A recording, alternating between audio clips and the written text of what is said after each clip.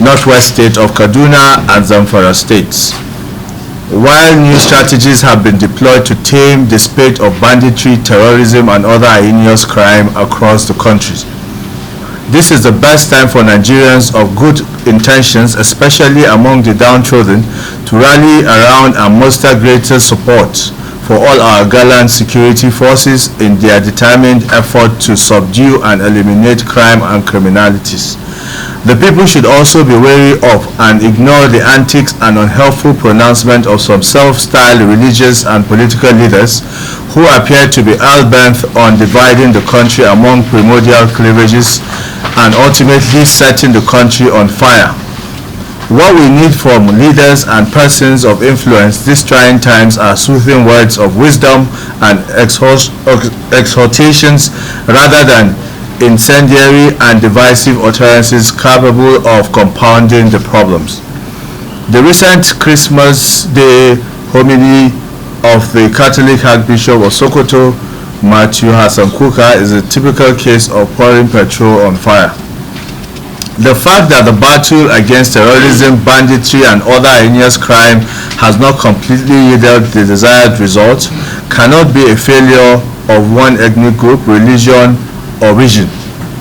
It cannot even be entirely blamed on the government of the day, because this is something that is going on almost unabated since 2009. We dare say that utterances such as Kuka's are also capable of serving as a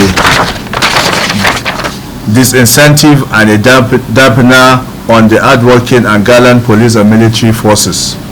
Rather than encourage Nigerians to be good citizens who are law-abiding, calling Nigeria a failed state is as good as saying the religious leaders have totally failed in their responsibilities to groom their followers to be good citizens.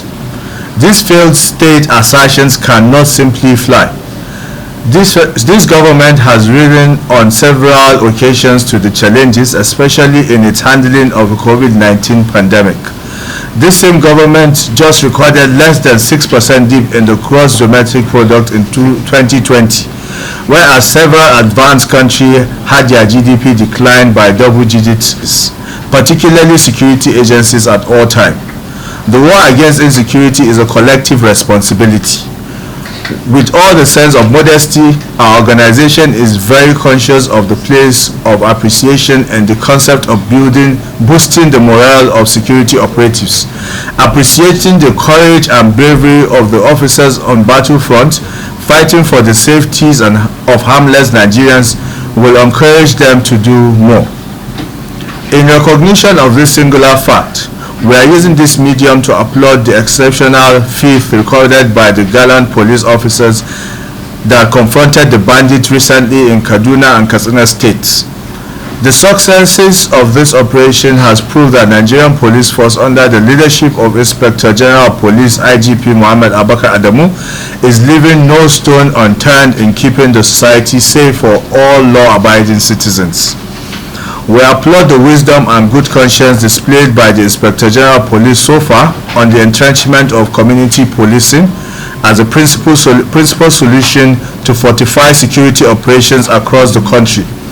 The community policing has already gained the required traction as exemplified by the Kaduna State Governor Malam Nasir El-Rufai, who already showed great commitment to the commencement of community policing in Kaduna State in line with the federal government community policing initiative. The Kaduna State government has walked the talk already by training 272 successful special constables to commence the initiative in Kaduna State. Also, the governor of Sokoto and Kebbi State have followed the good example of Governor Nasir El-Rufai, which is highly commendable. We urge the Inspector General of Police to ensure that special constables are well committed to their assigned responsibilities to serve as motivations to other states of the Federation to key into this progressive development. We recognize also the joint operation of the Air Force, Army, and the Police Force in bombing and destroying the Boko Haram camps in Borno State and decimating large number of its militias. We commend this feat and applaud the government in maintaining its agenda in securing the country and reclaiming our territories from the hands of terrorists. It is equally important to remind the Chief of Army Staff, Lieutenant General Yusuf Thukur Buratai, of his commitment that the Nigerian military is committed to fight against terrorism and banditry, particularly in his assurance that the military will end the reign of terrorism and banditry in 2021. We hope and pray that he will make his good his words. Lastly, we would like to appeal to Nigerians to report locations and hideouts of criminals and other shady and suspicious character to the security agencies. This is the minimum we can defer in the fight to end insecurity.